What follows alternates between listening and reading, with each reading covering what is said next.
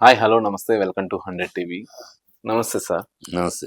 ఇప్పుడు కొత్తగా చైనాలో కొత్త వైరస్ పుట్టింది. అదేవిధంగా ఇండియాలో ఒక 3 కేసులు ఫైల్ అయినాయి. సో, ఇప్పుడు ఇండియాలో మళ్ళీ లాక్‌డౌన్ పెడితే ఒకవేళ అంటే థియేటర్‌లకి ఎవరు ఎళ్ళకపోతే థియేటర్‌లేంటమ్మా, ఆ! థియేటర్లంతా గడుగుంటూ హ్మ్. థియేటర్లు, సినిమాలు పెద్ద ముఖ్యం కాదమ్మా. హ్మ్. లాక్‌డౌన్ పెడితే ప్రజలు, హ్మ్. కోట్లాది మంది ప్రజల అవస్థలు, పేదలు, బీద-బిక్కి, హ్మ్. కష్టజీవులు, ఒక రోజు కూలి కష్టం చేసి బతికేవాళ్ళు, హ్మ్. వాళ్ళ బతుకులేమవుతాయి? ఈ హ్మ్. సినిమాదేముంది? లాక్‌డౌన్ వస్తే సినిమా పోదు.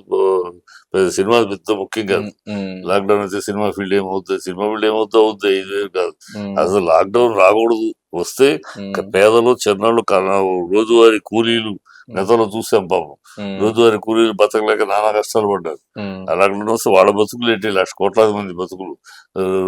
రోడ్ సైడ్ కన్స్ట్రక్షన్, హ్మ్. కన్స్ట్రక్షన్ బిల్డింగ్ల దగ్గర పనిచేసేవాళ్ళు, హ్మ్. వీళ్ళ బతుకులు ఏమైపోతాయి?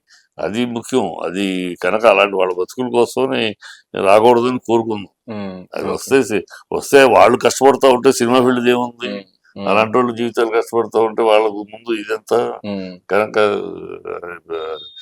రాకూడదనే కోరుకుందాం. హ్మ్. ఇది ఎంత ఎఫెక్ట్ చూపించొచ్చంటారు సార్? ఇది వస్తే బాగా అంటున్నారు మరి. ఇద్దరు మనకి గ్రౌండ్ స్ట్రాంగ్ 2, 3 వచ్చినాయి. చైనాలో అయితే బాగా వచ్చేసింది. బాగా హ్మ్. రెస్ట్రిక్షన్స్, బాగా అవును.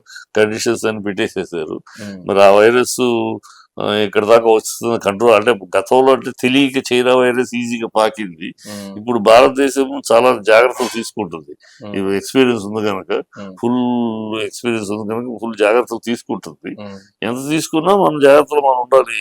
ఆ వైరస్ ఇండియాకి సోకకుండా. హ్మ్. అది ఎలాంటిది? అదేదో సోకితే స్పీడ్ గా పాస్ అవుద్దని అంటున్నారు. హ్మ్. గతంలో వైరస్ లాగా నిదానంగా కాకుండా సకసకానే వెళ్ళిపోతుంది. హ్మ్. చాలా డేంజర్ అంటున్నారు. హ్మ్. సో కనుక రాకుండా జాగ్రత్త తీసుకుంటుంది ప్రభుత్వం.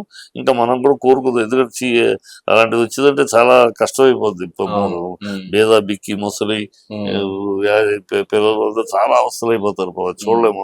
ఆ పరిస్థితి రాకూడదు. హ్మ్. అది రాకుండా జాగ్రత్తలు తీసుకుంటుందని కోరుకుందాం. హ్మ్. తీసుకుంటారని అంటే కూడా ఆల్రెడీ అనుకుంటున్నాం. 3 కేసులు ఫైల్ అయినాయి కదా సార్. ఇప్పుడు మూడు బెంగుళూరులో ఒక కేసులు ఫైలు. 3 కేసులు పెద్ద విషయం కాదమ్మా. ఆ! అక్కడ చైనాలో 3 లక్షల కేసులు హ్మ్. ఆ అవును. స్టేజీలో ఉంది. ఆ హ్మ్. స్టేజీ 3 కేసులే ఉంది.